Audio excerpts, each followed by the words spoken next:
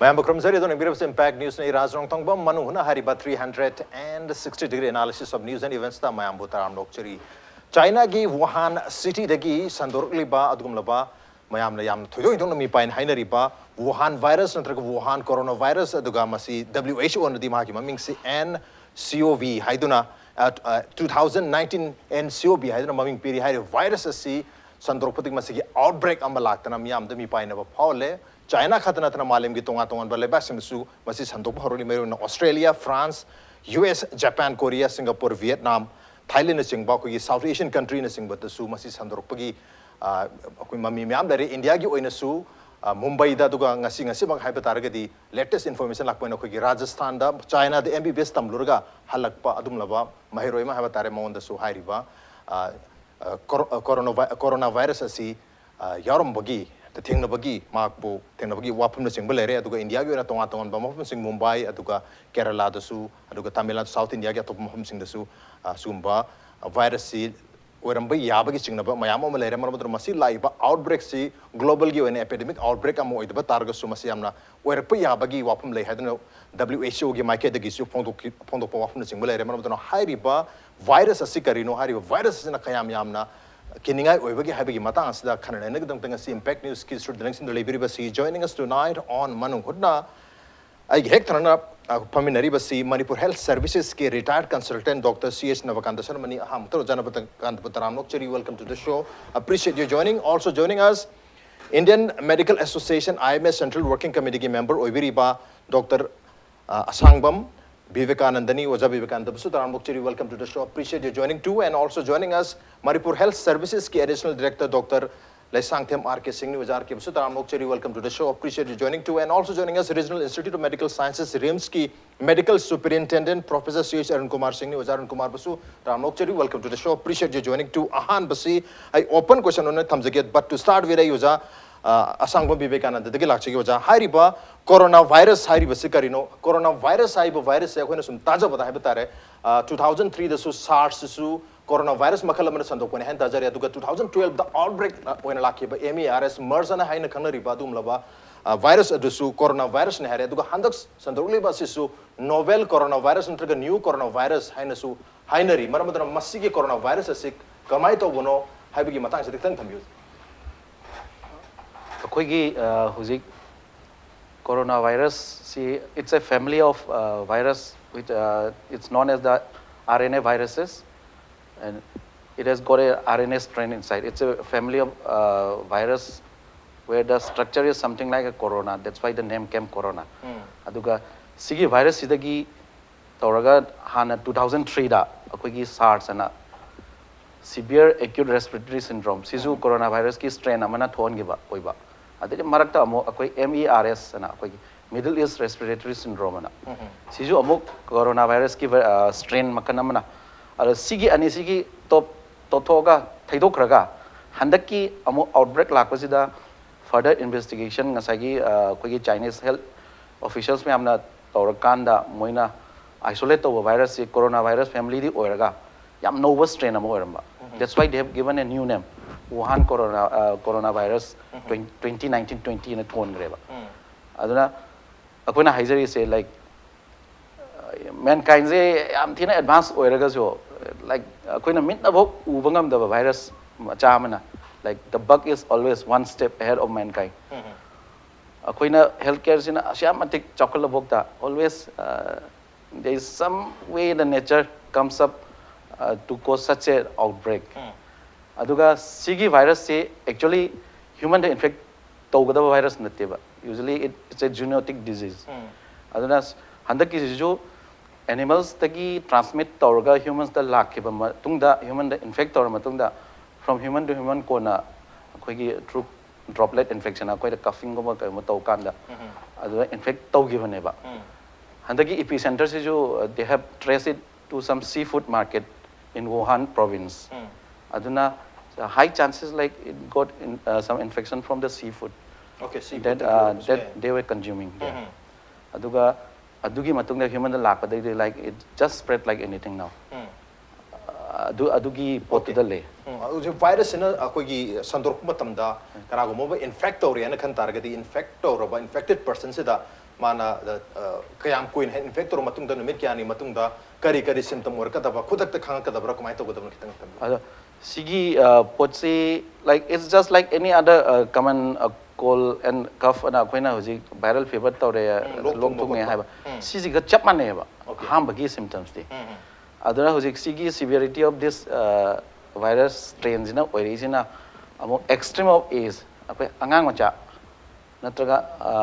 high elderly above 70 60 kidak immune system down chap kangu jida ngasai treatment je magi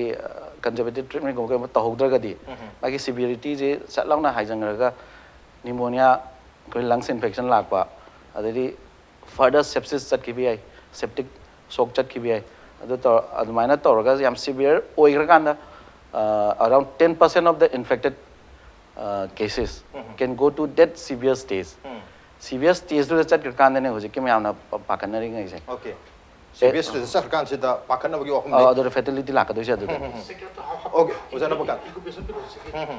I see 1 to 15 days I think is one salure nimitrang matung de la or ka ne ba okay 10 days 1 to 15 days 15 days ki latest WHO na mo say this is the crux of the problem कोना फानियाम thermal तोरगसो incubation पे से छन लेबिना कोई की window पे से दा तोरगा दे दुम था तो गदना मसिम गा मंगो दे कदबित तोस okay 1 to 15 days ki manung se ta hariba symptom mayam se tholopagi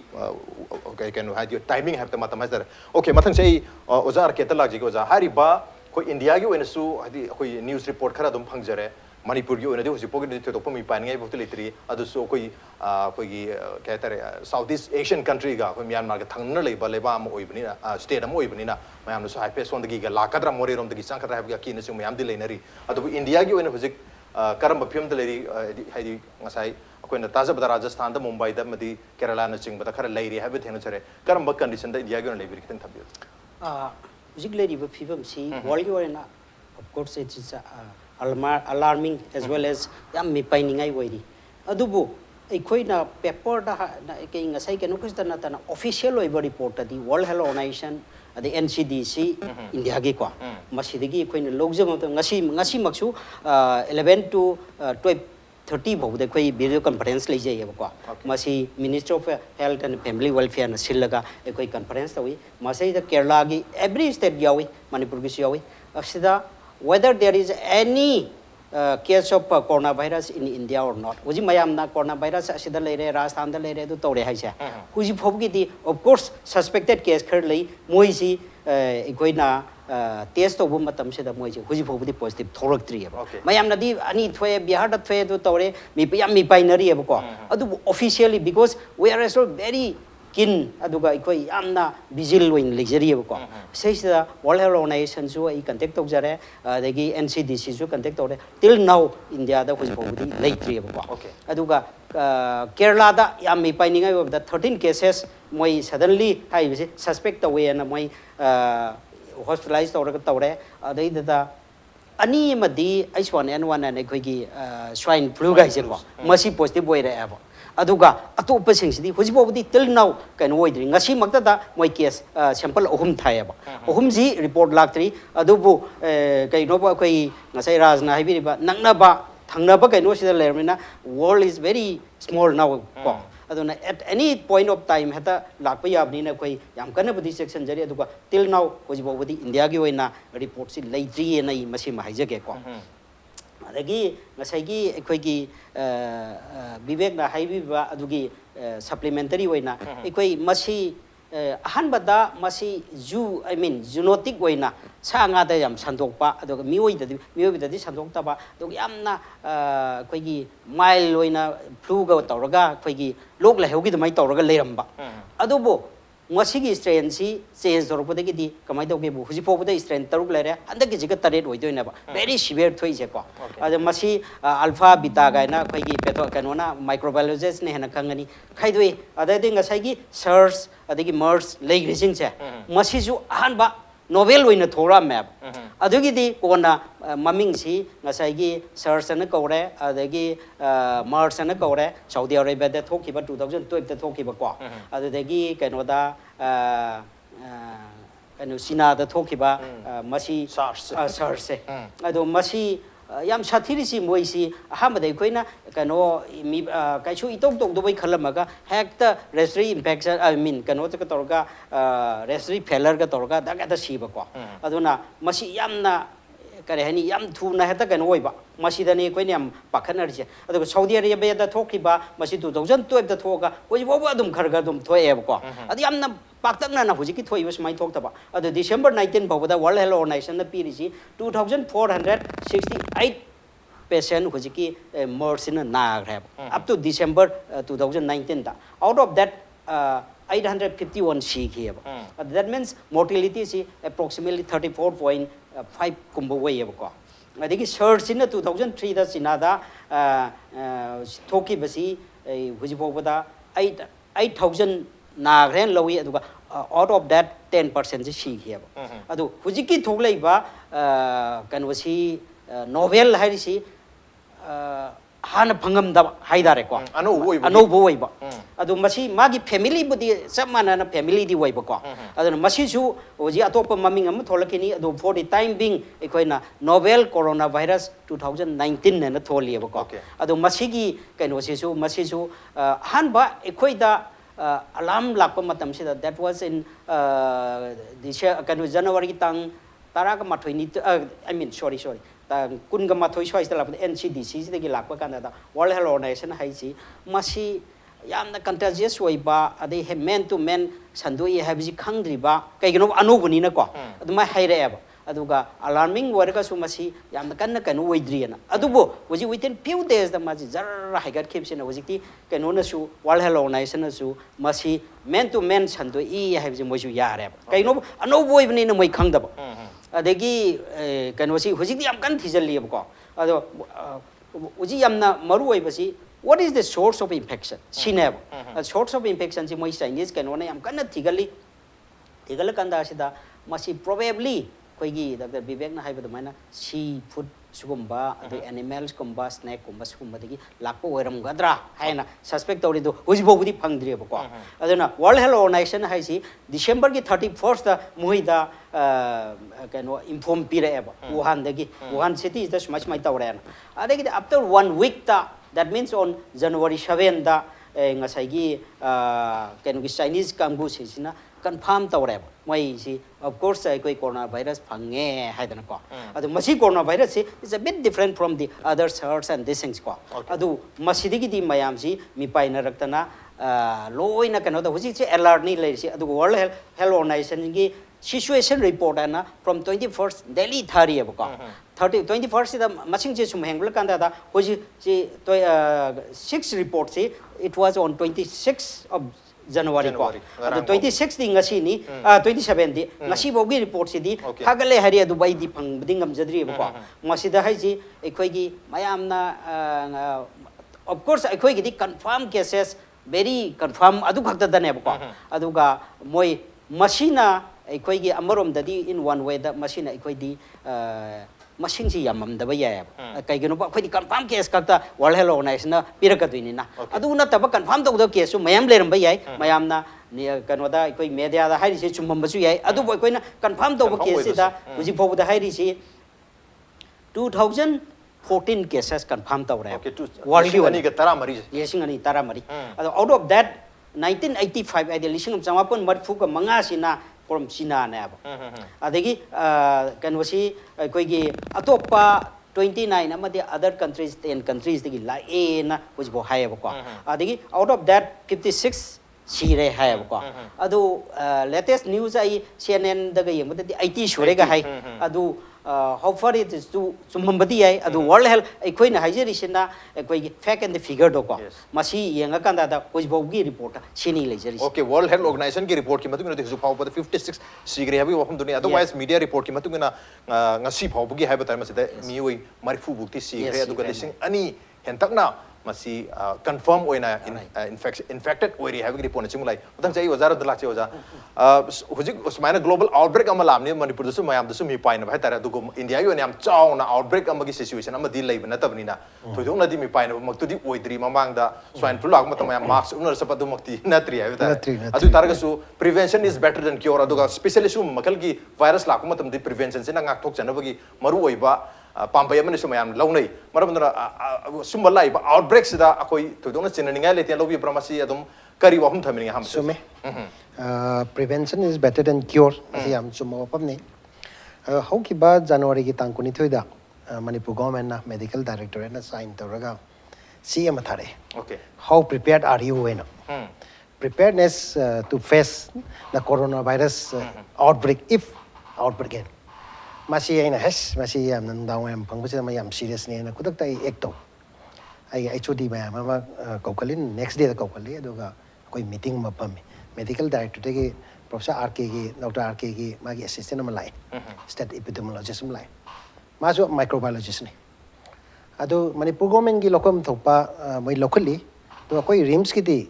suspicious lakpa like upper respiratory infection lakpa log lai hok torpa dry cough lakpa massage khangthon sondarakpa soram ba wasilakpa sigumba tawragadi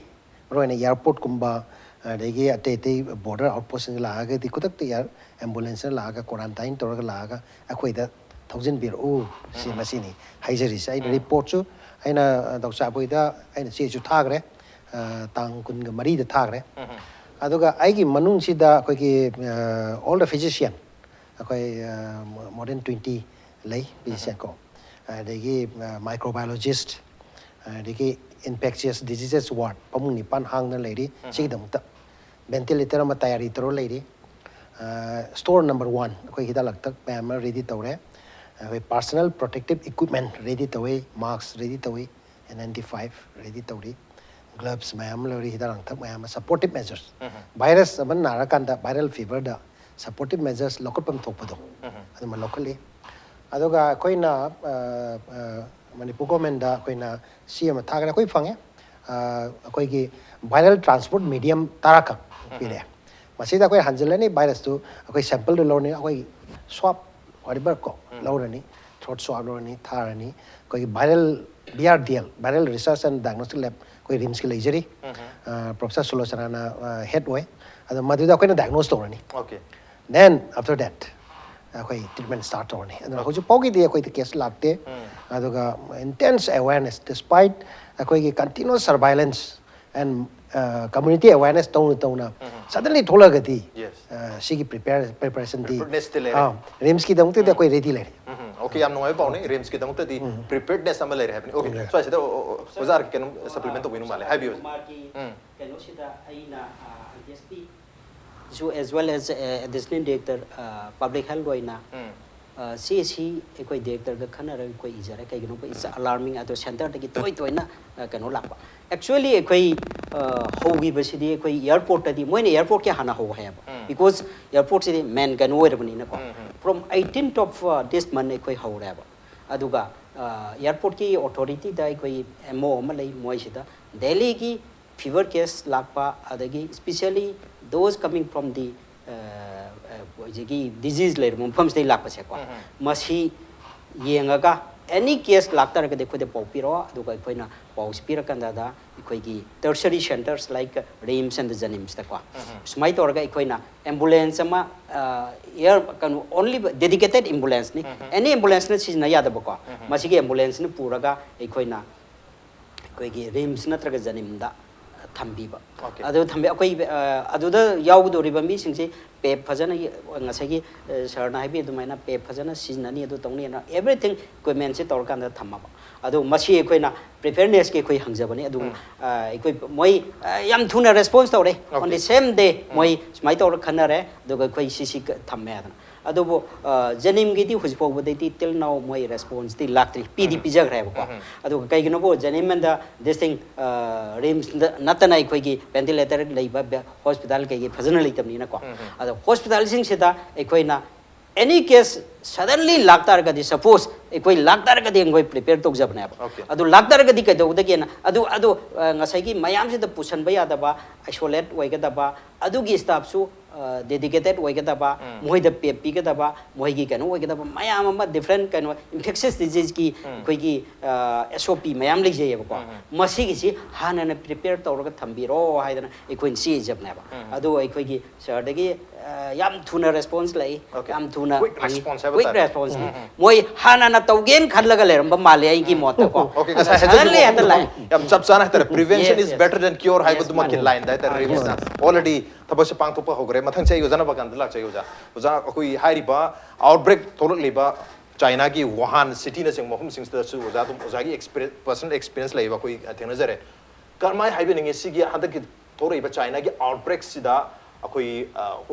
India ki wena Manipur ki yam kan ki ninge wei da tar ko akoi section hoba masigi information le hoba ji mathok tai adura karam information sing miyam da lai ba mathok tai kan bi kari hum tam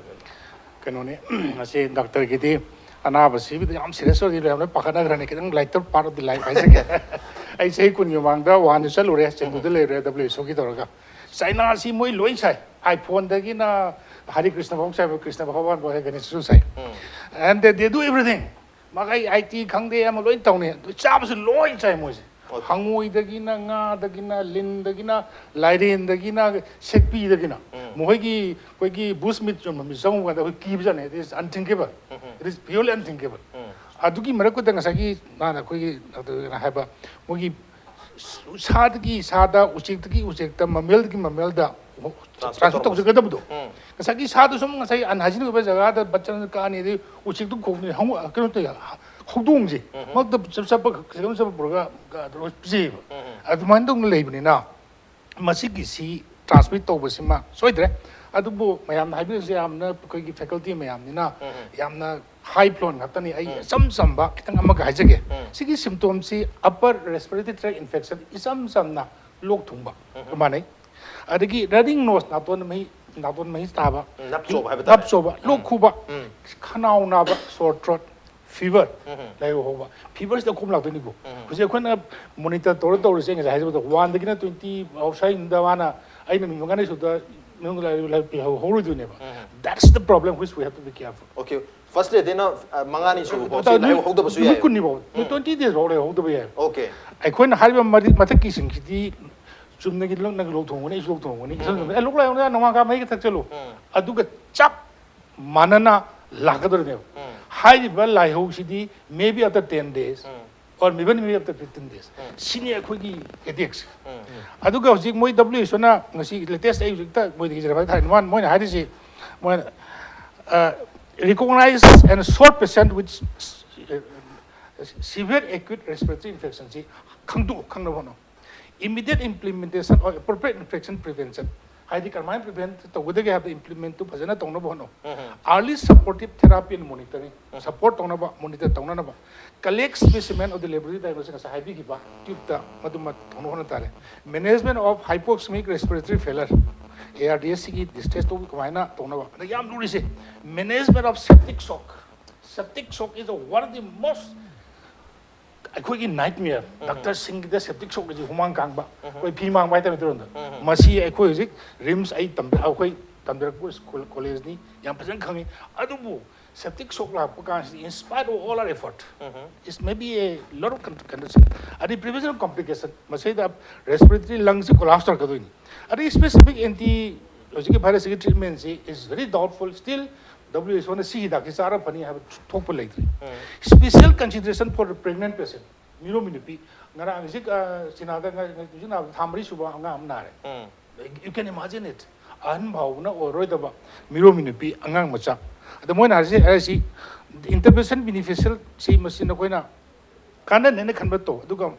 andaza marike da pijan har. Ko shede steroid kasala phadra. Gulimzar phadra to specific to aduga magiri supportive therapy. Ada dosi ki amdu resi rimsta aisi oisi lai jene msta mata mamangi SARS to kan chida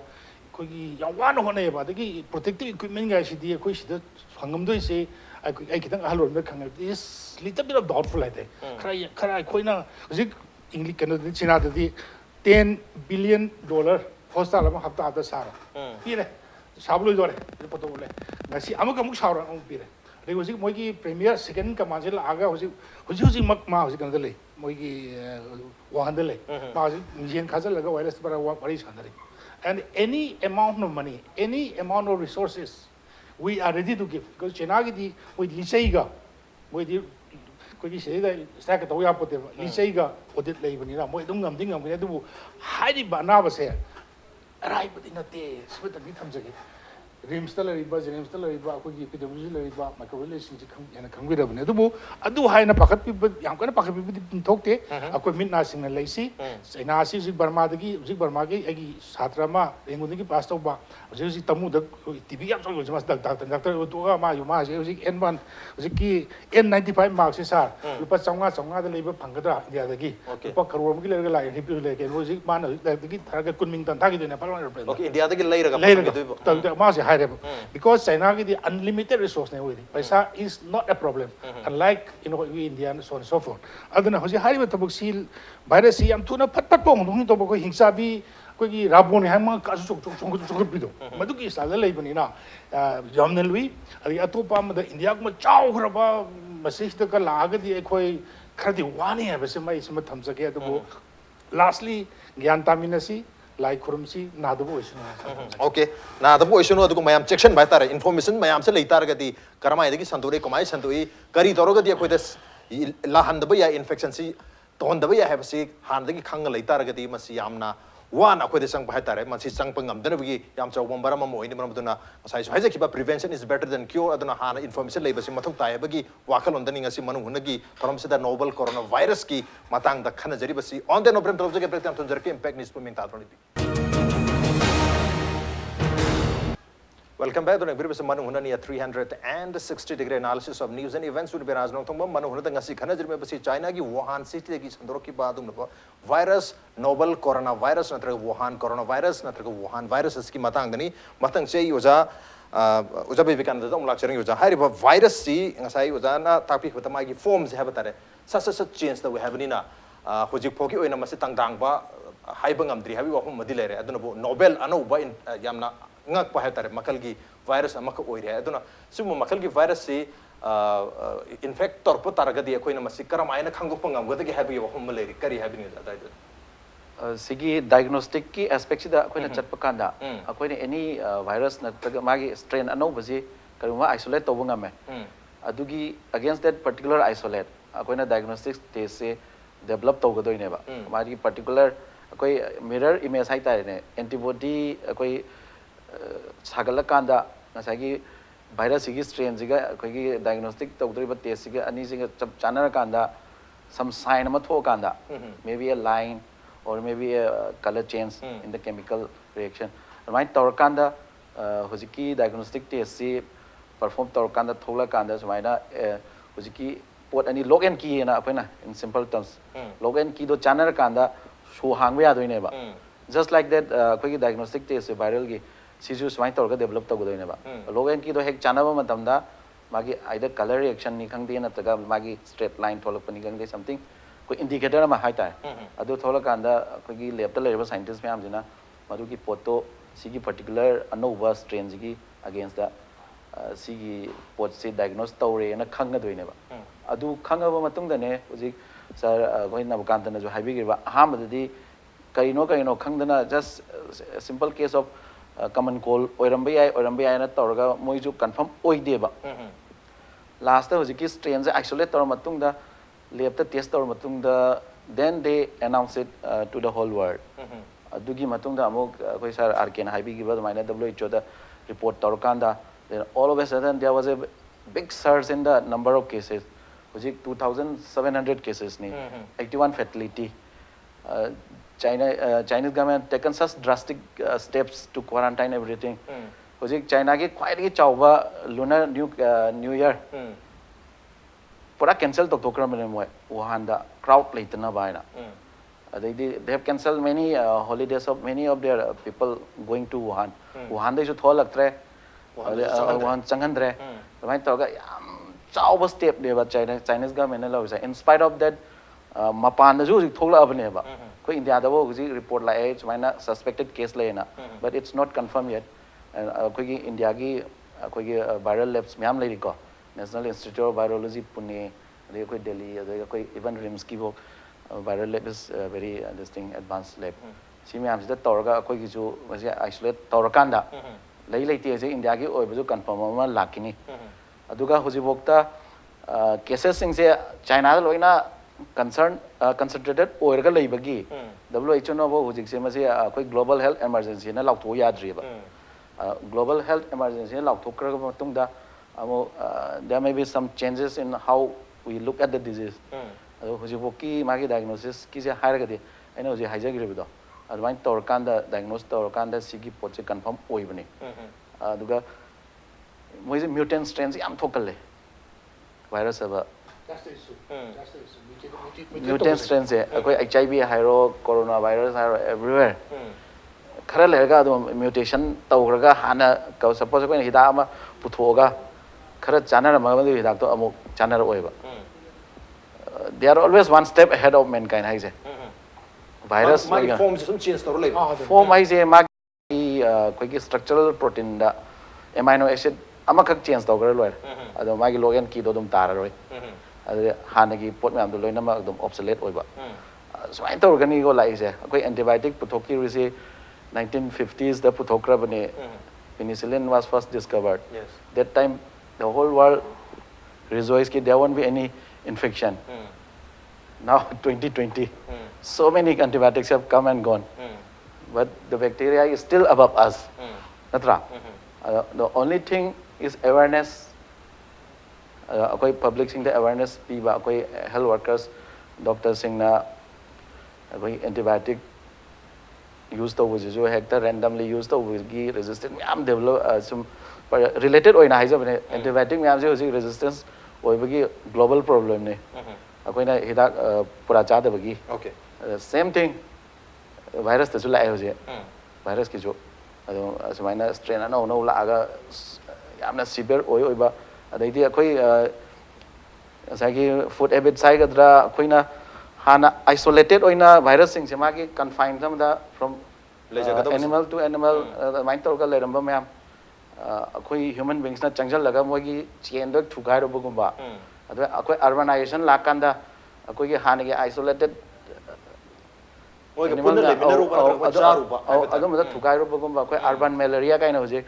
yamna rapid urbanization da cerebral malaria myam thui ko adaidi tuberculosis hoje MDR TB na multi drug resistant tuberculosis adum it's always a challenge from the health providers okay to overcome koi humans hai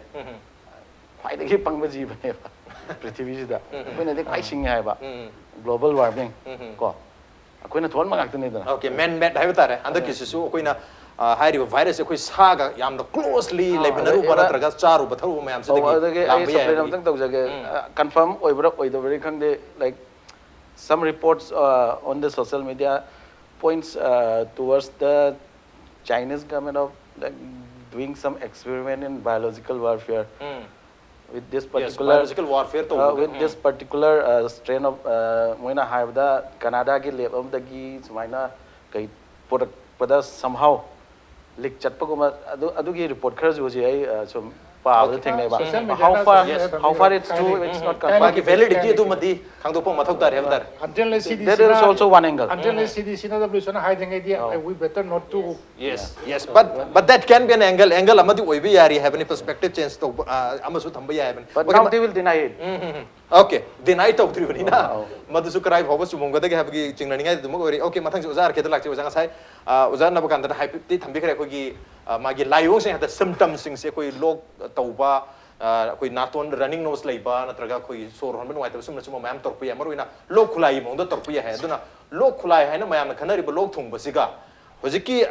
koi gi corona virus na torpasiga kadai da khena deno komai na kham ngam dino habagi chingna bam de dum leidong mali kari om thami symptoms sing se da natraga kari da khenar kane kan bi actually masi koi Dr. Vivek na ngasai ba masi sanga da na ba laina ni haibse ko sanga da karam kanda da karam da na gi bo moisu yen gumba ke turkey gumba da like upper respiratory infections mai nani adigi pig and the cows sanga kanu ga da na respiratory si as well as diarrhea su tauna okay sada naramba kanda sida adu hujikti miten si tho kanda sida sadagi henna miwai bada dak changjalak pana mase miwai bada changjalak kanda sida as such coronavirus ki moigi kaino si moisi respiratory ne as such moisi respiration sida thokada ba sor hondo onjen sida like koi gi naton khanau sa sida ki na lungs bong manung da thokada ba laina ne aduna masina changba matam sida fever malaise ꯍꯥꯏꯗꯤ ꯃꯦꯂꯥꯏꯁꯤꯗ ꯑꯩꯈꯣꯏꯒꯤ ꯍꯛꯆꯥꯡꯁꯤ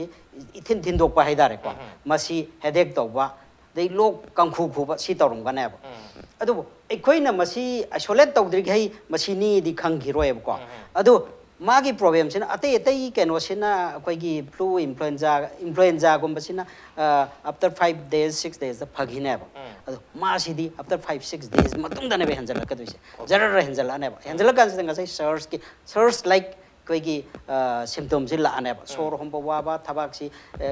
이젠 찐ꯕ ꯀꯩꯗꯧꯕ ꯂꯥꯛꯑꯅꯦꯕ ꯑꯗꯨꯅ ꯑꯦꯛꯁꯔꯦꯗ ꯈꯪꯉꯛꯑꯅꯤ ꯑꯗꯒꯤ ꯑꯩꯈꯣꯏꯒꯤ oxygen ꯁꯦꯆꯨꯔꯦꯁꯟꯗ ꯈꯪꯉꯛꯑꯅꯤꯀꯣ ꯃꯁꯤ ꯒꯟꯙꯥꯁꯤꯗꯅꯦꯕ ꯑꯩꯈꯣꯏꯅ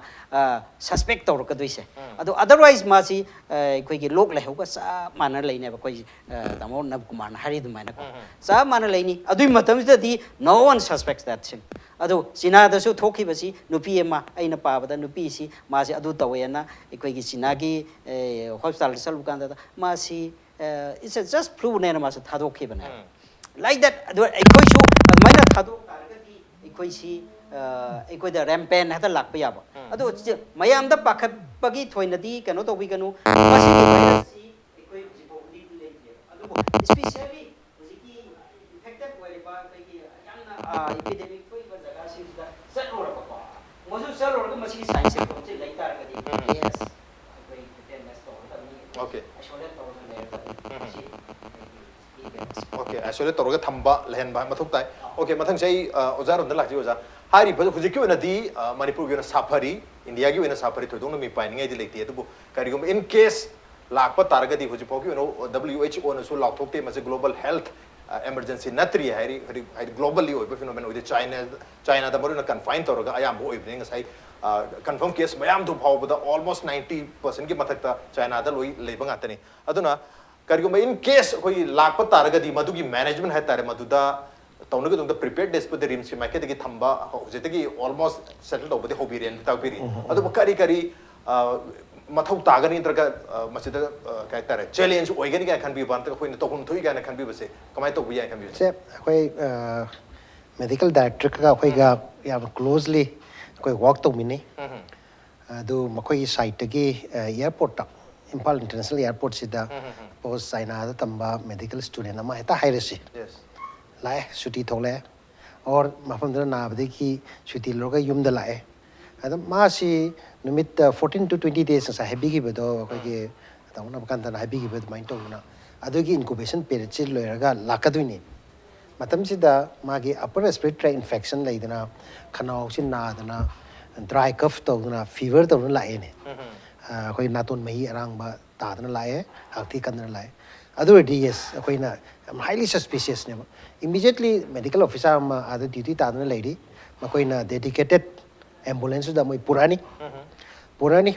koi either Jennings ta or Rims ta purani then hai ba ken sing si la am tam da koi ki medical physician team am lai jare ba identify to dana lai jare ba dedicated ne adu koi ki dedicated se koi numini meter tarba doctor duna dum oirani ngasi nithoka taba team of doctors na doctor ama ani om kaido oirani adu immediately koi casualty da puktan na koi ki ID ward lum purani okay infectious diseases warni masida koi majigi koi ki paramedical si ki command to si koi ki male nurse ni Mr. Basanta koi he is given the command mangana personal protective equipment gasi mangon issue to gore department of medicine da issue to gore ada makoina du option jaraga makoina test to bakot pa sample tha bakot pa dudi is their duty ko adu di adu ki SOP hai se adu leijar ba podam ne ba thelaga leijar pon ne moyam tawani suppose koi ki viral fever di ayamana je supportive treatment outani koi hana di hidak su thodok pa leite ma identify su leite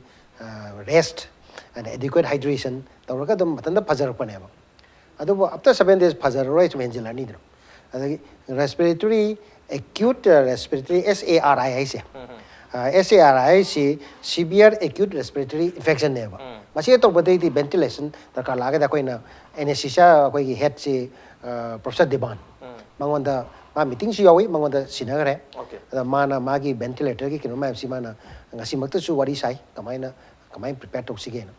hek adlaba sor honba ngamdraba magi SpO2 down chalaba adu whatever magi parameter leridina ko edam hapselan tube hapselani ventilator thamani ado whatever koi tobam to koi tobani aduga we leave everything to God so da koi na krom laigani aduga madu sandoktana bako ado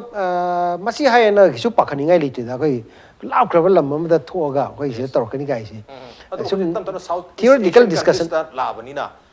koi any Southeast Asian country koi re chalo but China na ta bida koi songi Thailand chalo bo oibe Singapore chalo bo oibe Singapore si yam chana re Thailand yam chana re Manipur de do hari mafum se already cases kare le re be pautar mina hari mafum de chalo mi singa do ko yam kana lai ho mo na traga su ha pe lok khulai gum kitang tor la kilum to ba hoi aduga suddenly masa sondharak pa adegi comorbid condition leiba ite hypertension diabetes adegi koi gi heart ki disease leiba adu masing du da ni da yam kan to li chindi okay moi da de yam kana sokali se okay oja be kan hai bin ngo ba de management aspects and high baseline supplement to kanda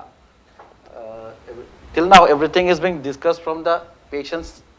point of view patient's safety and other things medical workers not just doctors paramedical staff nursing staff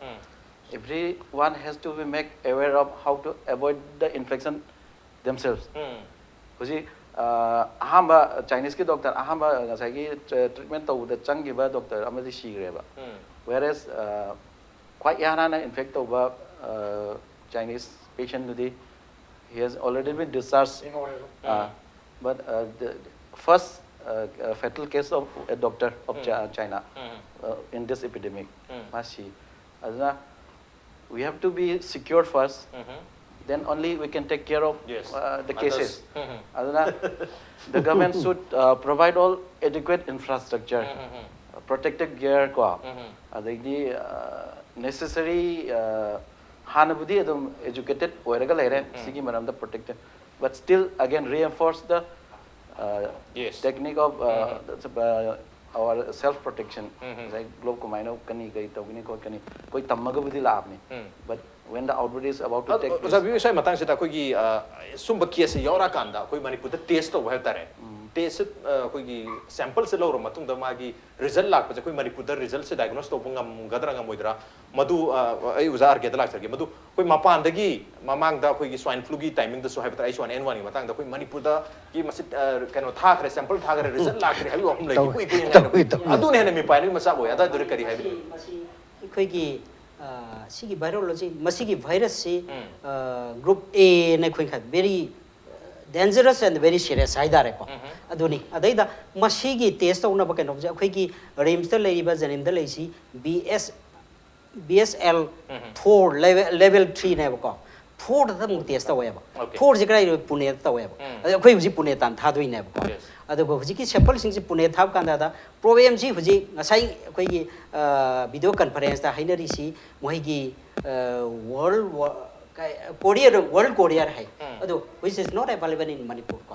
adu idari kamai tawni adagi ngasai gi aviation kanu kampu sing sin su moi si kanu ne na mu lobby ya da ko adu adi kamai tawni kan da strict instruction la re moi dagi moi na hari si any kanu si da laita bom pham da su kai number atop tharakani atop tharaka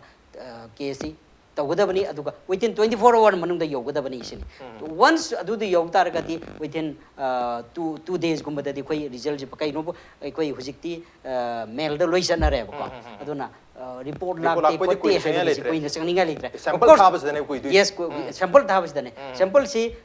at least 1 day di dum sangan 1 day di sangan okay machi hujin nungdang collect tawi hai taragati at least 2 days sangak tar okay adugi adugi numi nini mung sang bu ifem okay ai ozan Nabakanta lak che go ja huji koi na thengna ga difficulties and challenges hai tare sigi virus se tackle tawno khona bata masida koi ki sum tv eng ni marks ma poga yes kaim khana de are huji si N95 marks ma yam khuba yam na bentil kai ki yawarba adu hobu kana de w so have ni ko aina haiba na chite adu even marks pawna control to bang moide kitani kirani health workers sing koi gi doctor sing na sing sister sing even ICLB na SIBS ki wang da STLB wang ngang ba da radio da angau mo singa si kana mo ju Manipur jon hai ade SIB ICPP TCT na miro mini PC SIB positive sing miro percent to bus ai cham hen do re cham hen bokre some of the hai hidak lai ko adu hobo sang u ya da sum yauri aduna it need little bit of training ama koi supportive aduga aikoi ne piri protective gear do I'm a little bit of doubtful. Kindly forgive me if I'm wrong. Aduga masima hygienic. Adagi ay nang ngasi hygienic amana ay sinasidi na mo na. Ako nang ana zeri wari si government programs implement to bigadori ba officer bureaucrat Singh, Mantri Singh, natraga director ke levels niki. This is very important. Koi hygiene na leo siko na koi su sahi su kontra mari mga service to presida awa bate nai. Saarse laab kan hida Dr. Motilal ga koi na ventilator si tara But you put the permanent health system, other than I couldn't mask upaga, some Bahudi, plastic Pidomukupaga, Maskila Nasiki, Katopadi, at the Yakataba Mandi. I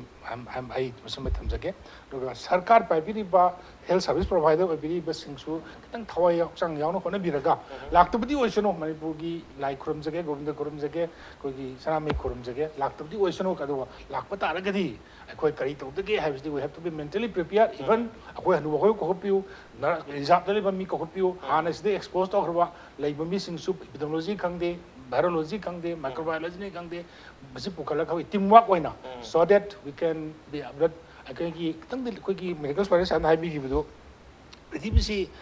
Yam did Nabanico, Kanabu. I has ne sigi Barmade and one the marks libio by Palang Mangai and Kay Burka Robigare. I put China sing with the Varita music, as we learn the Sigi Harry Bakwiki once the Suzik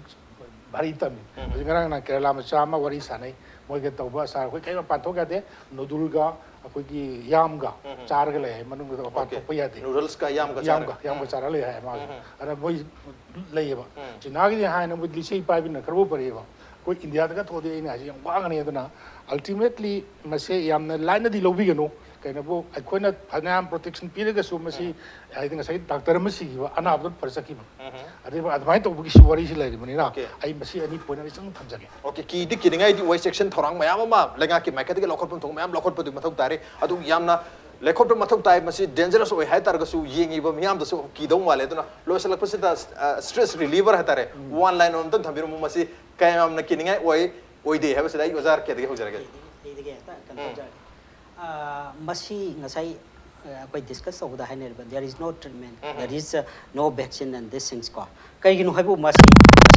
Vivek have the mana, must mutate to it. She mutation of that coronavirus snap. Okay. Ujik laiba novel se. Aduna masi ujiki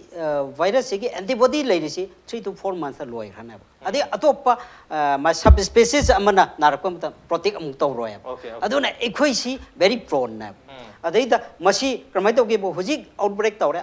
kan da ekhoi na lorisi. Example ekhoi mani maitai masa maya ma sina da tami ko. Moi si lap kan da ekhoi na kamai to ge ko airport sida moi suppose Moisi Lai, High Target, even the Kainopo, incubation period, where the Monanga Sahib, 15 to 20 has World Health Organization has 14 have 1 or 2 days difference. A quina disease late train, I have Sikaram Kanda Hike the way 2 times of the incubation period. That means 28 days. Mosi, suppose Sinadigi Namala, Laibangang, say, Sida Tumatam that equate the support Bibiro, travel sisi away, travel I don't drag the Queen of Hanganga Moyuna. I don't Sidiki Lapani sit when he has it. Other Muisi, Delhi acquaintance fever surveillance and amatorium. Okay. Masisa Caneva. Karamatam Zogebo, 2 times of the incubation period, that means 28 days equinity, my surveil. Mayum dadum lehengani, Aduga, Loni Aduga. Of course, fever laga de Quituna, Rimston Natraga cannot the Pineva. Ado Machine Quaking, I told Opolate, Ado Towu the Boy precaution the Lobutai. Ado Masi Mayam Namasigi, Quigi preventive Haidare. Masi Kamaito Gebo. Maruina, Quagi, Uziki Hari, Mapam, Sings the Sangiru Dabako. Sangutargasu, Lagasi, the Sangure, so that man atop the Sandoki Danaba. They low, Masi low Kubaka Domina, Loke, Rumana, Natraga, tissue paper and Paragatoviba. Natraga, later about what the Smina could see my service than low Kubiba. Quagi, low Kubagi, can hide a sun, droplet they Sandokaneva. Masito. As if Fazana support or Hambiba, puts a Hambagi Nium, step Tarugli Jacob. Masi Fazana Tobiba. adagi anaba manaksid sangbidaba anaba nusu atopa mida sapidaba haidi propagate tawnaba tawhidaba ko adagi anaba sina leiriba kasi suppose mana leiramba kasi ma fever lagadi magi surface adagi wall kai si ikogi disinfectant irai laiba in disinfectant jingchina samthopiba adugo disinfectant ji masi even 1 hour 2 hour I mean 1 or 2 days the magi magi si hinab aduga of course akoigi masi am kan hingi je akoigi carpet thabase masi di even weeks together ma da hingba ngame carpet si danger na aduna yes masi am danger ni aduna ngasai gi carpet na tabasu masi di sengdok khre loire ba ko adu aina mayam da haije ningi si paujel si mayam yamna nungnang ba tobi ganu of course mafam tu da chaluba natraga singnaba tawtar kati ekoigi unit kaino jegi DSO lady moisis da pau pibiu adu ekoina sina dagi lakpa natraga yam suspected mafam sidi lakpa taragadi ekoi 28 days daily kaino satkane masi ma kaino tawji adagi surface ki kambu sida na ekoi more gi example yam kaino oiba porous ne ba ko more gi sida ekoi emo thamme adi fever detect tawri masi ma ko adagi more ne jiri ne adagi mau ne adagi bihanga mari si ekoi pau pija khre aduga maru oi badi airport sinaba adu masidagi any suspected case si koi lokhalaga ekoi ka no tokjarani adu maru oina mayamna lobi gadab si haisi lok dei longna ba leina ni na lok si degi satok tana ba okay lok dei longna ba leina ni na lok si yaringai tawda ba haita tawon da ba sandon da ba maru oina personal hygiene se hygiene se phajana thambi tar ga de luna nana phajana leita ra ga di masi sangposung amoi 70% sangposung amoi aduga isa da chingna ba tar ga di aduga yam hairi ba mafum sing da chingna ba mafum sida visit toru ba travel toru ba tar ga di aduga hachang da hari ba symptom khara chi thengna ba tar ga di soidana masi observation to biraga hari masi transparency thambi ba isa na pun honest em go na haidok piraga masi atopa da sandok ta no ba punna lakhon me hadit masi lena si hadna tra virus si thengna badi mathau tari but at the same time lenga ki maike de su akan ba khong thang ama hojik tagi ngalinga si ter lahoraga manipur da sang tana ba sang tar ga su thengna ba ngamna bagi tabuk to lokhoi matam di ore on den nga si ongi manu hunagi tharam si mata sai losin jari nga si tharam si da oza marik ma have tare oza Arunkumar oza Arke oza Vivekananda amadi oza Nabakanta lebi to nga si tharam si ba thawa pikhiba amadi mapung fan gidam to oza marik amukha tha support cheri appreciate you joining masini nga si manu hunagi tharam nga si edition se karam to bibage ko khan bir pe agani ko mail id impactvnews@gmail.com natraga ko ye Facebook page www.facebook.com/impactvmanipur da join to bir ka comment and the feedback tha bir pe agani well ladies and gentlemen thank you so much for joining us from the other side of the screen until next time this is Raj Nongthombam signing off.